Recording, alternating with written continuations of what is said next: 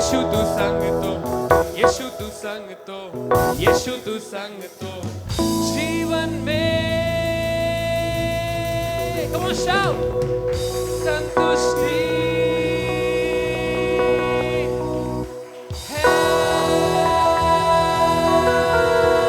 Hallelujah, बोलो यीशु मसीह की, बोलो यीशु मसीह की।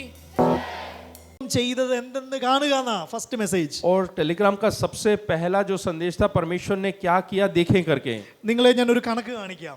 एक हिसाब किताब सिखाता हूँ. AD 1 മുതൽ AD 1850 വരെ, AD 1 से लेके AD 1850 तक, ആദ്യത്തെ ഈ 1850 വർഷം ആൾക്കാർ യേശുവിനെ അറിഞ്ഞതിനേക്കാൾ और ये 1850 साल तक यीशु मसीह को जितने लोगों ने जाना उससे अधिक.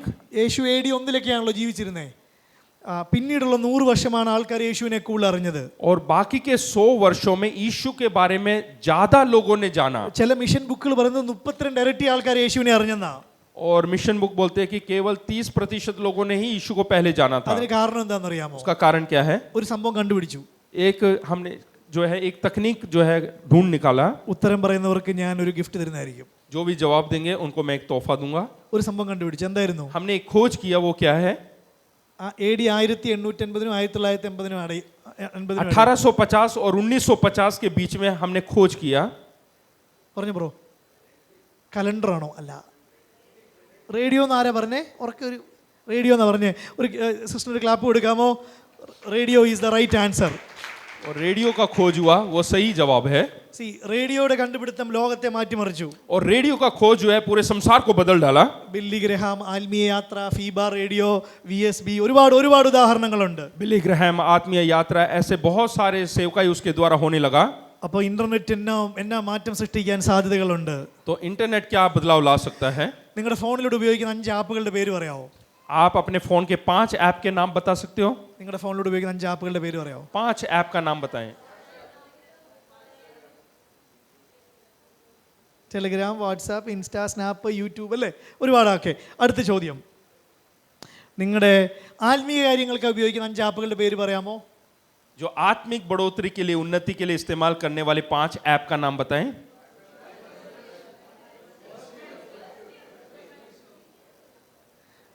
പഴയ എനർജി ഇല്ലല്ലോ. നിങ്ങൾ എന്നെ പിടിച്ചു വിടുന്ന റിവേഴ്സ് വ്യൂ പറഞ്ഞു, ബൈബിൾ പറഞ്ഞു, യു വേർഷൻ, വെരി ഗുഡ്. പക്ഷെ എന്നാലും ഒരു പഴയ ഫ്ലോ ഇല്ലല്ലേ? Who should contribute? ആരാ ഇവിടെയൊക്കെ കോൺട്രിബ്യൂട്ട് ചെയ്യണ്ടേ? ये सब कौन इसमें हिस्सेदारी लेना चाहिए? നിങ്ങൾക്ക് സംശയം വരുമ്പോൾ നിങ്ങൾ എന്ത് ചെയ്യും? आपको जब कोई संदेह आता है तो आप क्या करते हैं? എന്ത് സംശയം ചോദിച്ചാലും ബൈബിളിന്റെ അടിസ്ഥാനത്തിൽ ഉത്തരം പറയുന്നത് നിങ്ങൾക്ക് അറിയാമോ? कोई भी संदेह, कोई भी प्रश्न करे तो क्या आप बाइबल के आधार पर जवाब दे पाओगे? നിങ്ങളോട് ചോദ്യം ചോദിച്ചാൽ എത്ര ചോദ്യങ്ങൾക്ക് ഉത്തരം നൽകാൻ പറ്റും? आपसे अगर जो कोई प्रश्न करता है तो आप कितना जवाब दे सकते हो? മാതാപിതാ ഗൂഗിൾ ദൈവം എന്നൊക്കെയാ പറയുന്നത്, അല്ലേ? മാതാപിതാ ഗൂഗിൾ ദൈവം. हाँ, माता पिता गूगल देव है करके ഗുരു बोलते ഒക്കെ हैं. പോയി ടീച്ചേഴ്സും പറയുന്നു സെർച്ചിക്കോ എന്നാ പറയുന്നത്. हाँ, अभी जो है गुरु का जमाना गया, अभी गूगल का जमाना है. ഞാൻ നിങ്ങൾക്കൊരു ഒരു ആപ്പ് പരിചയപ്പെടുത്താം. एक व्यक्ति से आपको परिचित कराना चाहता എൻ്റെ हूँ. ഒരു ഫേവറേറ്റ് ആപ്പാണ്. मेरा फेवरेट ऐप है. സിഗ്നേച്ചർ തോട്ട്സിലേക്ക് സ്വാഗതം. മാഷേ, ഉത്തരം വല്ലതും കിട്ടിയോ?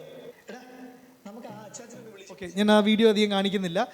ഗോഡ് ക്വസ്റ്റ്യൻസ് ഈ ആപ്പ് യൂസ് ചെയ്യുന്ന ആരെങ്കിലും ഉണ്ടോ?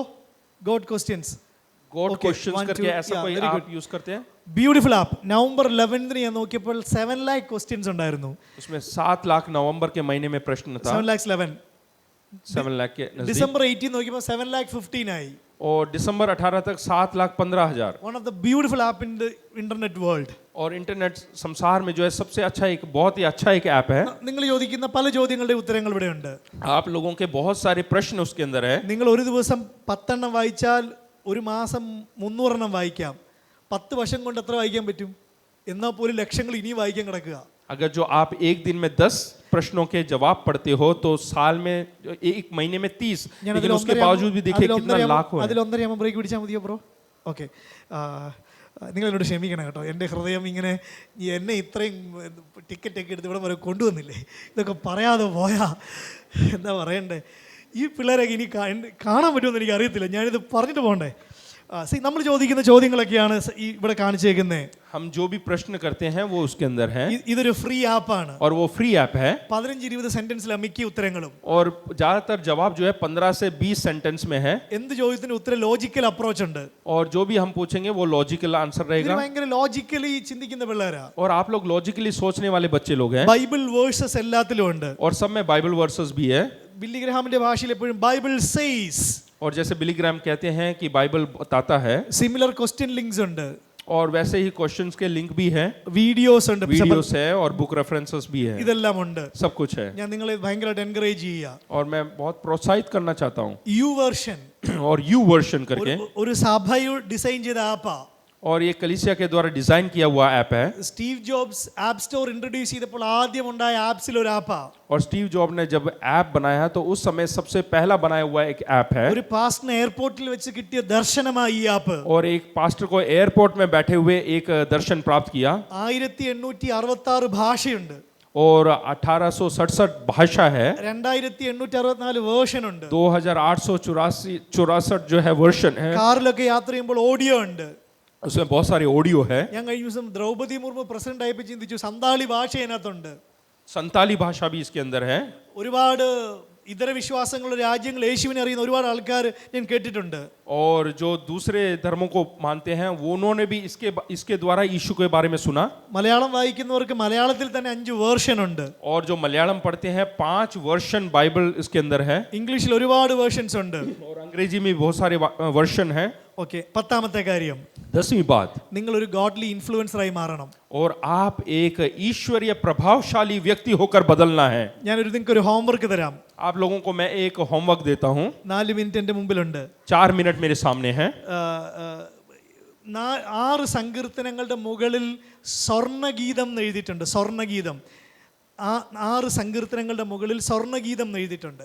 6 भजन संहिता के ऊपर स्वर्ण गीत करके, ഇംഗ്ലീഷ് ട്രാൻസ്ലേഷനിൽ മിക്താം എന്നാണ്. മിക്താം मिताम मिताम करके, इंग्लिश अंग्रेजी में मिताम करके लिखा हुआ है. ഞാൻ ഈ പോകുന്നതിന് മുമ്പ് ഈ 6 മിക്താം എന്നെ കാണിച്ചാൽ I will give a small gift. 1 boy and 1 girl, for 1 boy and 1 girl. हाँ, अगर जो 6 मिताम करके दिखाएंगे, हेडिंग में मिताम करके लिखा है, സ്വർണ്ണഗീതം ദാവീദ് എഴുതിയത് മുഴുവൻ यानी कि स्वर्ण गीत दाऊद के द्वारा लिखा गया. ഇൻ ടൈംസ് ഓഫ് റിജക്ഷനിലാ. और जब उसको तिरस्कार किया गया, उसको, നിങ്ങളുടെ സാഹചര്യം എന്താണെങ്കിലും, आपके परिस्थिति जैसा मर्जी क्यों ना हो, നിങ്ങൾ ഈ തലമുറയിൽ സ്വർണ്ണഗീതങ്ങൾ രചിക്കണം. और आप इस युग में स्वर्ण गीतों को लिखना चाहिए. സ്വർണ്ണഗീതം രചിക്കാൻ ആഗ്രഹമുള്ളവരൊക്കെ കരം ഉയർത്താമോ? जितने लोग स्वर्ण गीत लिखना चाहते हैं वो अपने हाथों को उठाएं. ഞാൻ എൻ്റെ ഒരു സ്കൂളിലെ എൻ്റെ ഒരു ഡയറി കാണിക്കാം. मैं अपने स्कूल का एक डायरी दिखाना चाहता हूँ. എൻ്റെ ചെറിയ പ്രായത്തിൽ ഒരു 25-30 വർഷം മുമ്പ് എഴുതിയ ഡയറി. और छोटे उम्र में 25-30 साल पहले लिखा हुआ डायरी. എൻ്റെ പപ്പ മരിച്ചപ്പോൾ എനിക്ക് പിന്നെ ഇതൊന്നും എഴുതാൻ പറ്റത്തില്ലെന്ന് ഞാൻ ചിന്തിച്ചു. और मैंने सोचा मेरे पिता के गुजरने के बाद मैं कुछ भी नहीं लिख पाऊंगा. ഇത് 99-ലൊക്കെ എഴുതിയ ചില നോട്ട്സുകളാ. और 99 में लिखा हुआ गीत है वो. 2003-ൽ ഞാൻ ഗുഡ് ന്യൂസിലേക്ക് ഒരു ആർട്ടിക്കിൾ അയച്ചു. और 2003 में गुड न्यूज में मैंने एक आर्टिकल लिखा. അത് വലിയ സ്റ്റോറിയാണ്. 2014-ലെ ഫസ്റ്റ് വൺ പബ്ലിഷ് ചെയ്തത്. और 2014 में पहला पब्लिश किया गया. It took 11 years. 11 साल लगे. ഞാൻ സഭയ്ക്ക് ചില ഐഡിയാസ് പറയാൻ ആഗ്രഹിക്കുന്നു. और कुछ और मैं बताना चाहता हूँ.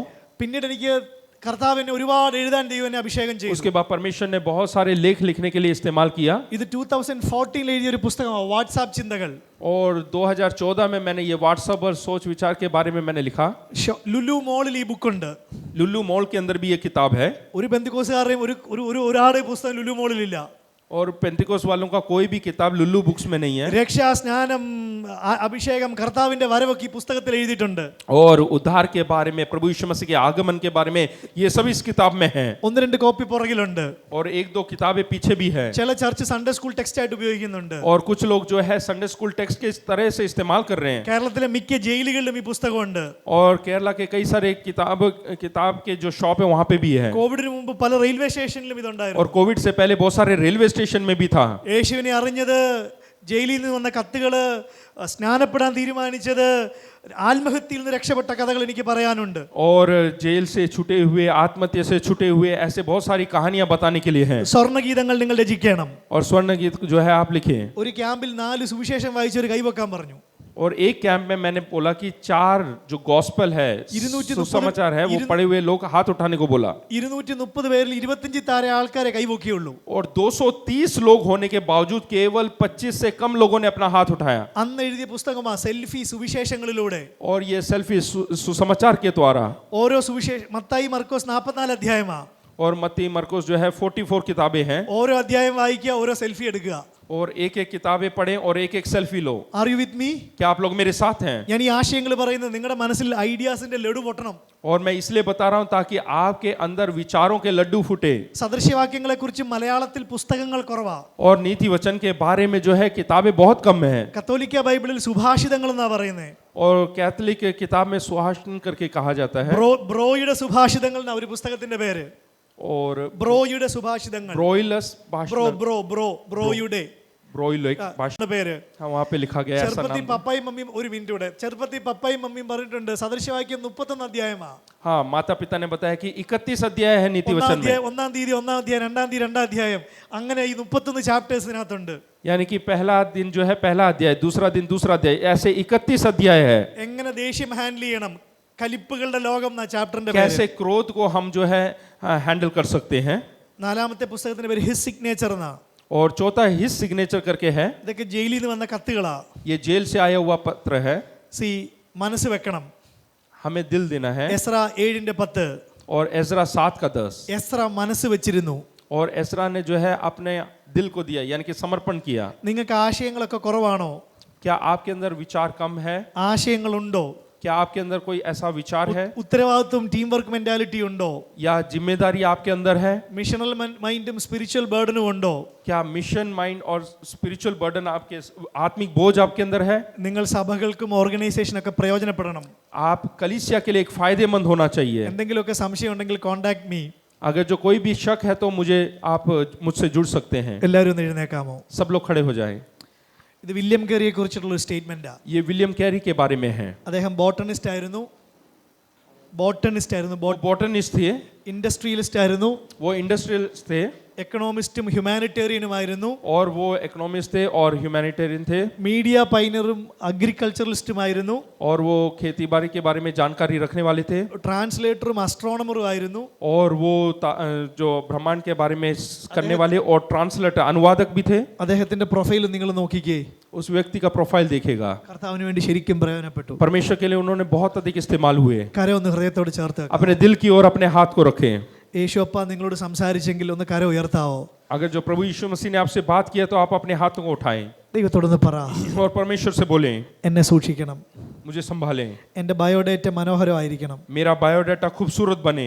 എനിക്ക് യേശുവിന് വേണ്ടി പ്രയോജനപ്പെടണം. मुझे यीशु के लिए फायदेमंद होना है, इस्तेमाल होना है. റോൾ മോഡൽ ഇൻഫ്ലുവൻസർ ആവണം. और मुझे एक नमूने की जीवन जीना है और प्रभावशाली बनना है. ഒരു കെണിയിലും പെടാതെ എന്നെ സൂക്ഷിക്കണം. कोई भी जाल में या कोई भी बंधन में ना फंसूं. കർത്താവിന് അഭിമാനമായി തീരണം. और परमेश्वर के लिए घमंड का कारण बनूं. ഈ തലമുറയിൽ എന്നെ സൂക്ഷിക്കണം. इस पीढ़ी में मुझे संभाल के रखो. യേശുവിൻ നാമത്തിൽ തന്നെ. यीशु के नाम से ആമേൻ. आमीन.